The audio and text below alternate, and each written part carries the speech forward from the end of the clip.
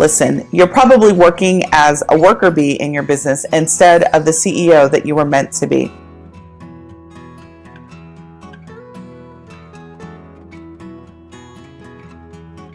My name is Sundey Gardner and I'm your online travel boss, and today we're going to talk about how you can make the mind shift from worker in your business to CEO. Well, what does being CEO in your travel business mean versus being a worker? Maybe you're new in your business and you think, well, I'm not a CEO. I don't even know what that looks like. Well, today we're going to talk about some of the differences between creating a business where you've just created a job for yourself versus creating a business where you actually get to have the benefits of owning your own business, both in the term of financial freedom and time freedom. So the first difference between a CEO and a worker in your business is implementation versus strategy. CEOs set the direction of their business and they also set the vision, whereas workers are responsible for implementation. Now, when you first start your business, you may be tempted to try and do all of the things that are necessary to make your business work.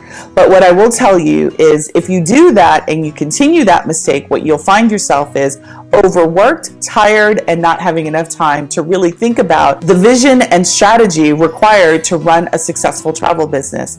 What your focus should be on is where should you be tomorrow, right? You should always be looking at the future, always be looking at what changes need to be made in the direction of your business to ensure that you continue to stay aligned to the vision. Workers are responsible for implementing, right? They're responsible for doing.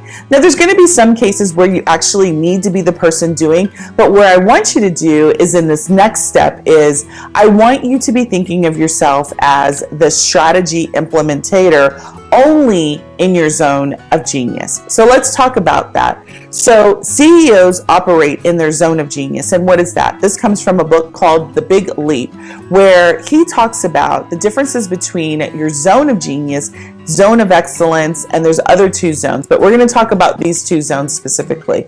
Your zone of genius is where you are meant to do. Things come to you effortlessly, it completely fulfills you, and hopefully your travel business is that thing that does that, right? But all activities in your travel business are not your zone of genius, right? So the things that you need to excel at inside of your travel business are closing those sales, right?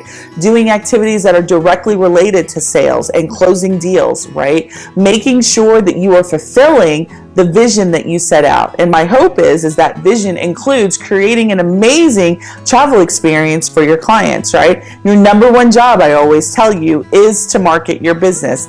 That should be the zone of expertise that you're working in. Your zone of excellence is things that you do really okay. They come second nature, but they are not your passion, right? And if they're not your passion, and if it's not something that that you are passionate about doing, then you need to consider outsourcing. So let's talk about the number 3 difference between a CEO and a worker. The number 3 reason is that a CEO is responsible for inspiring and leading a team of people who are going to execute to their vision. So that requires one, that you have someone other than yourself to inspire, and that you are leading, right? That you know the difference between doing it all and leading those people who are operating in their own zone of genius and leading them towards your vision. So what you want to do is you want to make sure that you have clearly identified those things that you are passionate in, that you should keep within your own responsibility, and those things that you should outsource. Now, I know it may be scary to think about giving up the authority for key decisions in areas that is not your expertise, but let me tell you, as soon as you do and you give up that control to someone who is an expert in their field and you let them do your thing, you are going to have a load completely lifted off your shoulder. So here's what I've got for you today. Look in the description below and I've got some key resources you can pick from in terms of marketing, graphics, web, all of those things that you may not be very familiar with doing, and you're probably trying to do it yourself. A CEO does not do it all themselves. A CEO has a team. And even as you're starting in your travel business, you need to be thinking about that sooner than later, because what we don't want to see is you burnt out from trying to be all things to your business. Stick to your zone of genius, stick to the things that you're passionate about, and outsource the rest. If you like this video, don't forget to like and subscribe to my channel. This is Sundey Gardner, and I will talk to you soon.